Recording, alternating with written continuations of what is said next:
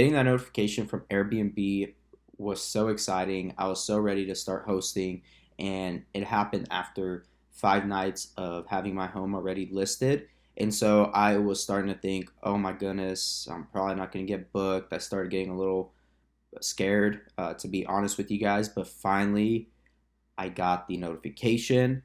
And when I did, I went inside the house, made sure everything was ready, prepared, and well, the guest pulled up.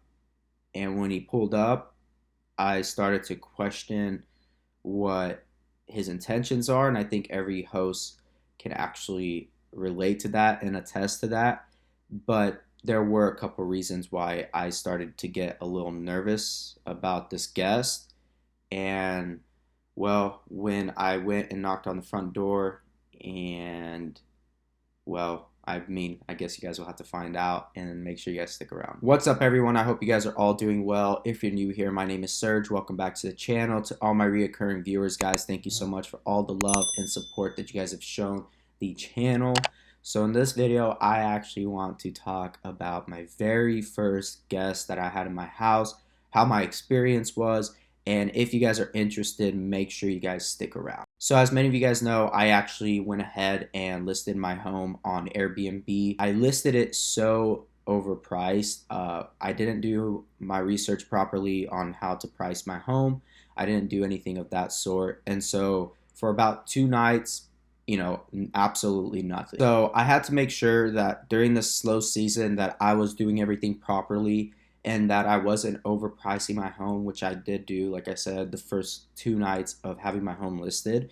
And I had to go back in and to adjust that. And when I adjusted it, I still didn't do it correctly. I did some things, and there's a lot of things on the back end that kind of get put on default. And if you aren't careful and you don't go in there and manually change specific nights and specific days, they'll just be put on default, and that's not what you want. And so essentially what I ended up doing, the third night went by, still nothing. The fourth night went by, and still nothing. The fifth day, I actually went in and I did a ton of research, went in on the back end, adjusted every single night, did some other things to make sure that my listing was going to get optimized a lot higher, etc.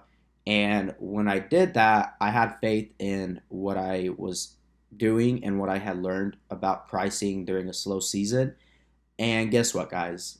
That same night, I actually got my very first notification of my very first guest. And I think every Airbnb host that has ever done this and is doing it when they first listed their home for the very first time, getting that notification is always so exciting. And I can definitely say that it was. But with that being said, I was ready. It was a 1 night stay, right? And it was literally the 28th. So the night of the 28th is when they were coming in, and I had a roughly about 30 minutes, and it was like at 11:30 at night when I got the notification and that they were coming. And so I had to run in there, make sure everything was good to go. And while I was like, still getting everything kind of ready, I forgot to lock the supply room, which I highly recommend everybody go in there and have their supply room locked up. And because my supply room I forgot to lock it up, I realized after the fact that I forgot to lock it. And me being how I am, I get kind of nervous about people. Like, I have to like trust the fact that they're not going to take anything, or that they're not going to, you know, take any of the supplies. But I still was very weary and very scared. So not scared, but more like concerned. And the reason being is because the the guest that pulled up was technically from Phoenix, and then they also came.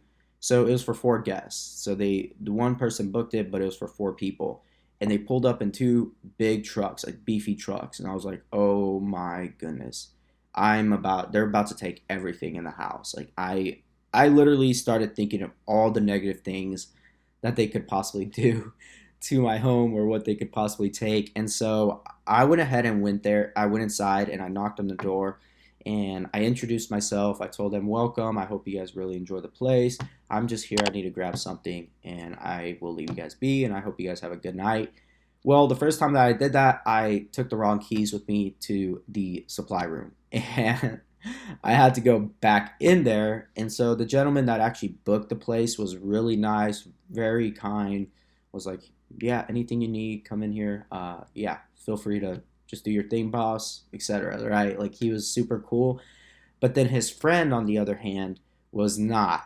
His friend, at one point when I came back the second time to lock the supply room, was like, what are you doing? You do this? You walk in on all your hosts. He said all your hosts. He was actually drunk.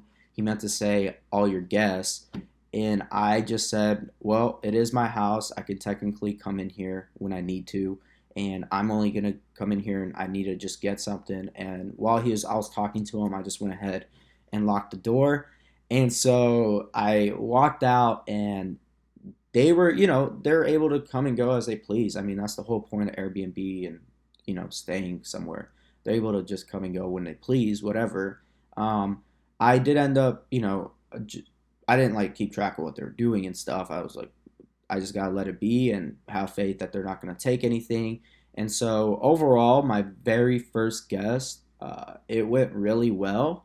They didn't trash the place. They didn't take anything. They didn't do anything at all.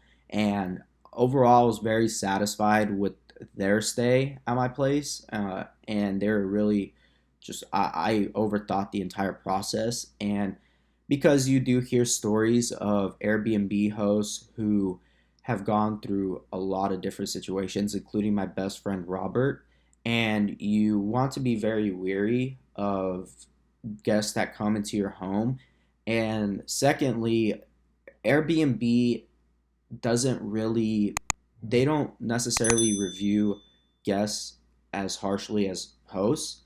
Hosts are a lot more like they stay on top of hosts, make sure that they have great reviews, make sure that people love their place, etc. And they have a lot more reviews than guests. Guests are able to just come in, without having any type of reviews, and they can always just make new accounts. And so if they are being a little shady, or if they are about being shady, they can do that by opening separate accounts and doing things. And leave in the comment section your guys' horror stories, what you guys have experienced, what you guys recommend for me to be able to feel, I guess, more at ease when I have guests. Something that you guys have done when it came to, people coming in and people that you were skeptical about. What were like certain precautions that you guys took? What was something that you guys actually did in order to feel more, comfortable with guests at your house? I don't know. I don't know how I feel about putting cameras in the home. I don't want to do that, and I know that would make any guest feel very uncomfortable.